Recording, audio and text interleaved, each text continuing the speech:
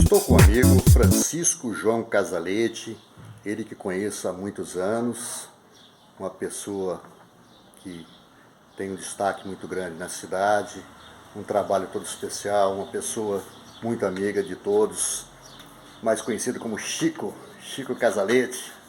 Chico, tudo bem? Tudo bem, graças a Deus. Chico, há quantos anos? 63, Bem vividos? bem vividos. Ô Chico, fala um pouquinho dos pais. Olha, a gente, graças a Deus, meu pai casou com a minha mãe, isso foi em 58, ele morava em Barretos, na época da Ford, ele casou com minha mãe e veio morar em Monte Alto. Eu sou o único dos Casaletes que não é de Jabuticabal, que mora aqui em Monte Alto. E o teu nascimento aqui? É aqui, sou nascido aqui, nasci na casa que minha mãe morava também. Ali na Rua Barbosa? Isso, na Rua Barbosa, nasci ali, onde meu avô também morava. E meu avô na época tinha cinema, tinha sapataria. Cine Guarani, né? Cine Guarani, tinha sapataria também. Nome do avô? É João Veronese. João Veronese. João Veronese, muito... ele nascido em 1900, ele pegou as guerras, participou de muita coisa, entendeu? A família nessa parte aí é muito interessante, porque ele contava pra gente, né? De guerra, veio da Itália, essas coisas todas que a gente nem imaginava, né? E o nome dos pais? É Abílio Antônio Casalete e Terezinha Veronese Casalete. Sim. Ô Chico, tem quantos filhos? 2 filhos, o Cássio com 34 anos e a Camila com 40, porque a Camila era na época da natação, com o Chico Teles, com o pessoal, né? O Cássio também fazia mais esporte, mas era mais, não participava de competições, entendeu? Então, hoje a Camila é formada, né? Casou, já tem filho também, um menininho de 2 anos, o Cássio tem uma menina também de 9 anos já. Como é o nome deles? A filha do Cássio é Brenda Casalete. Sim. E o Matheus, que é filho da Camila, Matheus, o sobrenome é Silva Casalete, né? Entendeu? Porque ele é de São Paulo, o Daniel. Ô Chico, casado com a Maria? Isso, casado. Tenho lá os 2 filhos, né? Sim. E a gente, eu já estou 40 anos de casado. E eu comecei a trabalhar, meu primeiro emprego foi no Dr. Anis Haddad, no escritório de advocacia. Trabalhei com o Carlos Gerbe, com o Marcelo Silva. E o Dr. Anis, tanto que a primeira vez, né, meu pai trabalhava em Jabuticabal na Ford, e eu sou filho único, então meu primeiro serviço foi lá. Depois trabalhei no Correio com o Bé, com o Mauri. Depois aí eu resolvi, nós montamos uma loja de material elétrico, meu pai saiu da Ford, montamos uma loja de material elétrico, começamos a trabalhar, e como eu sempre gostei de construção, eu queria montar um negócio diferente, e eu parti para o lado de material usado, que não existia em nenhum lugar, nem em Ribeirão Preto. Na época, eu tenho mais ou menos hoje uns 38 anos de material usado, entendeu? E na época que eu fui montar isso aí, não tinha lugar nenhum. Eu procurei para tentar ver, para a parte comercial, isso aí para mim saber como é que eu faria. Não tinha nem em Ribeirão Preto, o lugar mais próximo que tinha era Campinas. Você é pioneiro então aqui, na região? Na região, não tinha isso aí. E eu montei isso aí, fui trabalhando, lógico, comprando coisa, e foi uma época muito boa, que se reformava muito. Você comprava, eu tinha uma caminhonetinha velha, eu descia entregando uma caminhonete e já subia carregando com o outro comprando. Então era um mascate, né, praticamente, da construção, porque entregava, vendia coisa usada, pegava coisa usada, às vezes pegava coisa nova. Ainda hoje você tem muita coisa ainda para vender, né? Para revender. Tenho muito, meu estoque é Você nem absurdo. está comprando mais, só está vendendo. Aí foi mudando as linhas também, entendeu? Então hoje eu tenho um estoque muito grande de ferragem, madeira, que é o que eu estou modificando, já não estou vendendo mais portão, essas coisas. Por exemplo, janela de todas essas coisas, já estou diminuindo um pouco o ritmo. Estou entrando numa fase de madeira, de produzir umas mesas de demolição, mesas de árvore, que essas árvores que caem a gente corta, faz aí alguma coisinha de árvore. Então eu estou partindo estou mudando um pouco a linha. E você prepara, né, também, É né? isso, prepara. A gente arruma, a gente reforma, Faz a pintura. faz a pintura, eu tenho a serralheria, eu tenho a carpintaria, entendeu? Só não tenho mais funcionários. Eu cheguei a ter seis funcionários, que era um negócio bom, porque eu peguei uma época muito boa, mas depois que começou a sair os financiamentos de casa, já não se usava quando muito material usado. Isso aí já veio diminuindo o ritmo e eu fui ficando com muito material. Então hoje eu pego, por exemplo, uma grade mais antiga, que tem algum desenho, eu deixo lá que serve para ornamentar algum quintal, alguma coisa. E as outras eu já corto, já faço pé de mesa, já faço pé de cadeira, faço pé de outra, vou modificando as peças para poder aproveitar. E os valores ficam bem em conta, né, Chico? Fica. É metade, é menos da metade do preço. Hoje é menos da metade do preço. Só que o que acontece? A vantagem do material que era muito bom. Então, e é muito interessante que eu tenho peças que eu conto história de Monte Alto. Eu tenho, por exemplo, o portão da casa do seu Fioravante José Canali, está colocado numa casa de um cliente meu, muito gente fina. Eu tenho, por exemplo, o portão da entrada da casa da Jasmina, está colocado em outro cliente que eu tenho.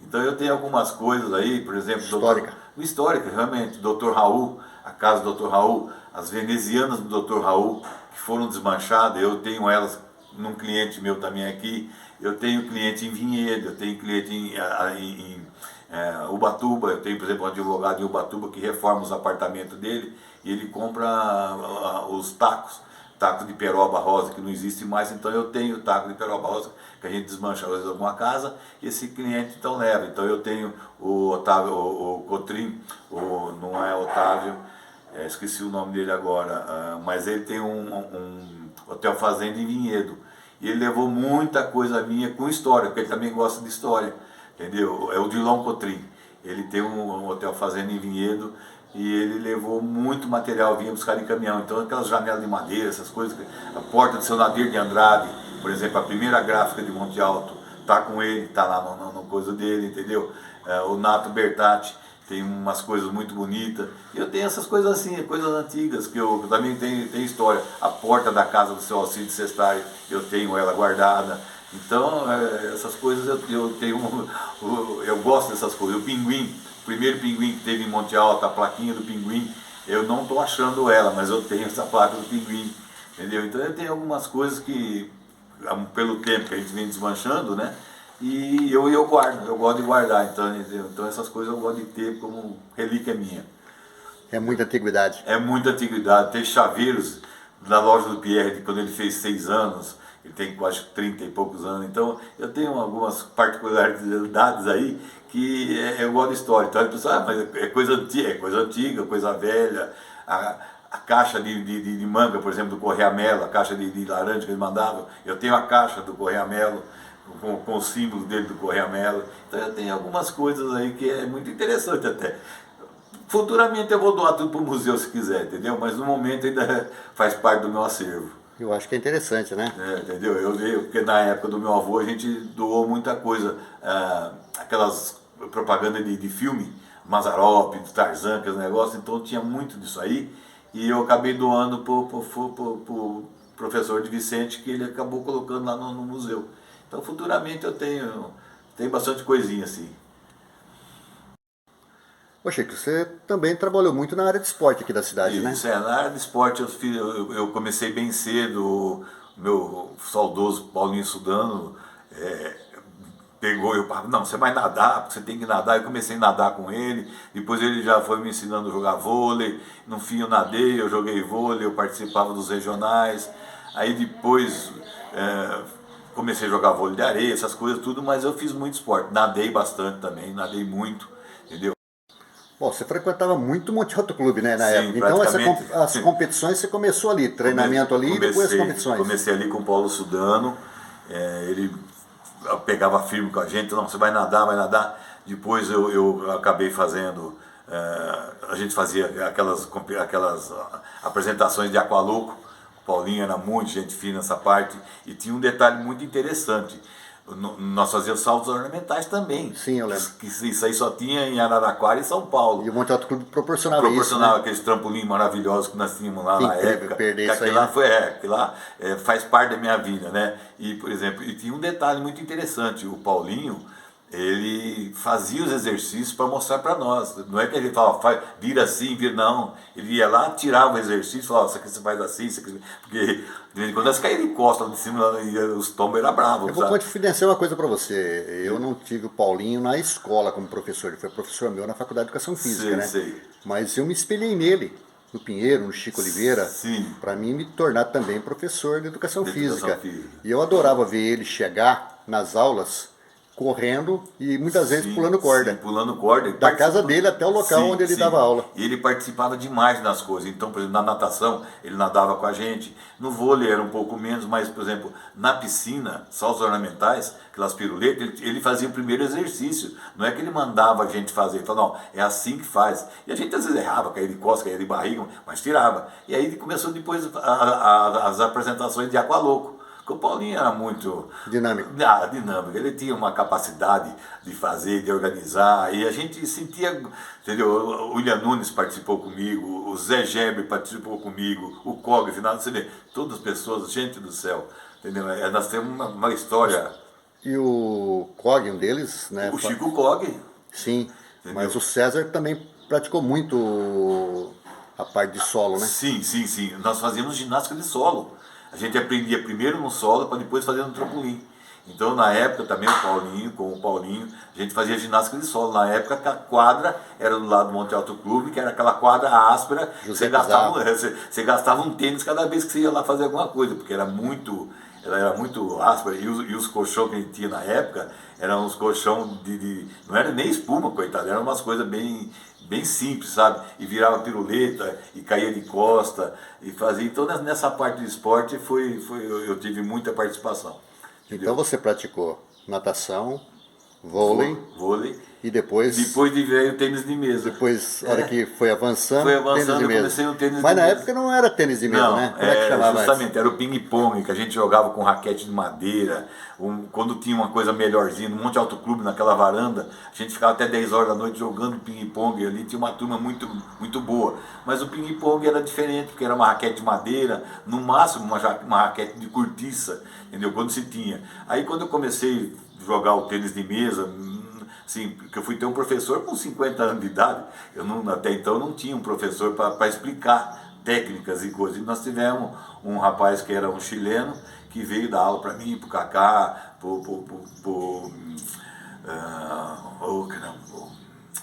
a Cássio Nunes.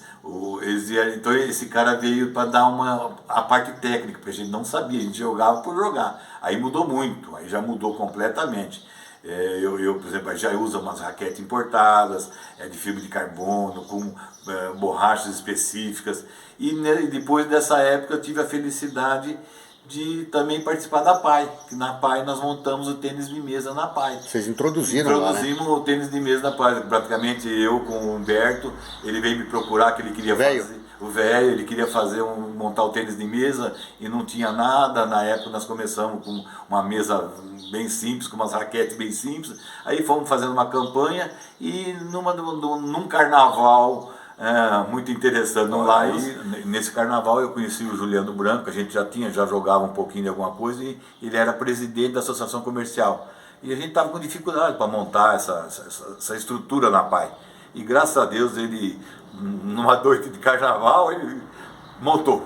Falou assim, ó, faz tudo que você precisa, manda para mim que eu vou ver. E ele realmente arrumou mesas, raquete, bolinha, arrumou tudo. Aí nós começamos a fazer o regional da PAI de tênis de mesa aqui, vinha em Ribeirão Preto, Araraquara, São Carlos, vinha a região inteira aqui em Monte Alto. E foi muito legal. Eu assisti lá no Ginásio Esporte. Isso, no Ginásio Esporte. Era lá porque era muito grande, vinha muita cidade, chegava ônibus, descia ônibus com 30, 40 atletas e várias categorias, porque a PAI possui várias categorias. Então foi uma época também muito, muito legal, entendeu? Que a gente, no esporte, mas isso aí eu comecei mais velho. E na PAI mesmo eu tive praticamente 14 anos fazendo isso aí lá na PAI. Agora com a pandemia parou um pouquinho, parou, mas dentro em breve volta de novo aí. Talvez, mas agora já volta, já vem diminuindo, já veio já no começo, a própria situação financeira das prefeituras já foi concluindo, fazendo com que isso vinha diminuindo. Infelizmente, nasceu uma infinidade de atletas. Mas nem se for pro lazer agora, né? Pelo menos. Sim. Uma competição talvez mais regional, né? Isso. Mas é muito interessante, porque isso aí é uma coisa que a molecada gostava, eles tinham prazer de fazer, sabe? E a estrutura que a diretoria da PAI proporcionava também era uma coisa fantástica. Não era meia boca, era uma estrutura com refeição, com professores, com técnicos, tudo vinha. Tanto é que eu conheci até um rapaz que jogava na seleção brasileira. Entendeu? Então isso aí abriu também um caminho. Depois, Você inclusive tem foto com um dos campeões. eu tenho foto com o Guyama, que foi um dos brasileiros que mais chegou longe no Mundial, nas Olimpíadas. Eu tenho a foto com ele, né, que foi feito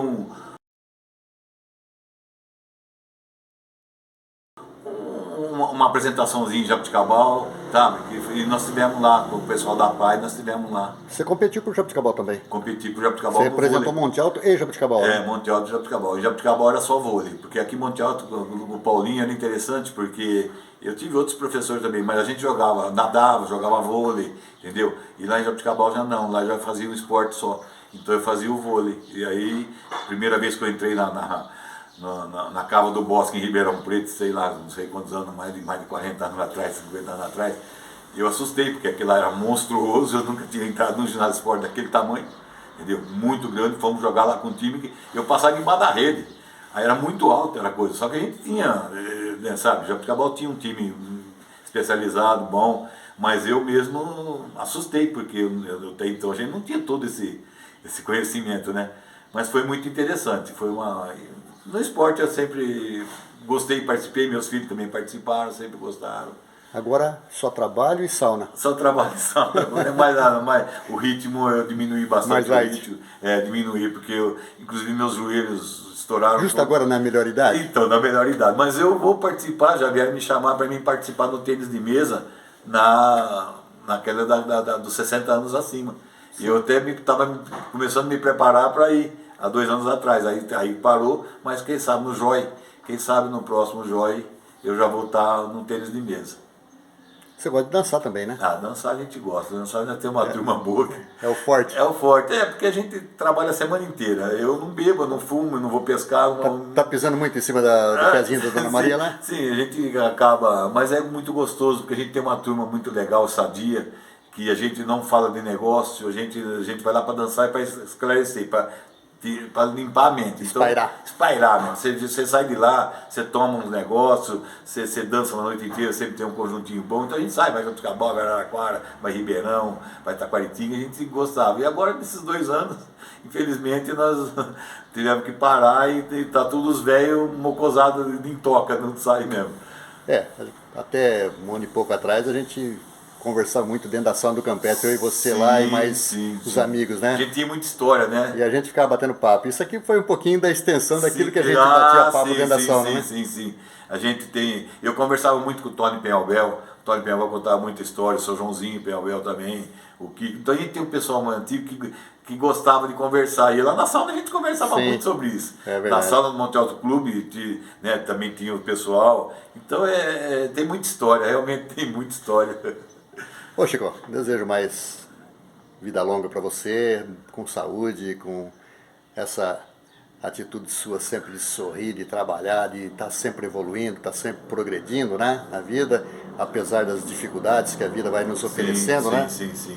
E esse foi Francisco João Casalete, mais conhecido como Chico.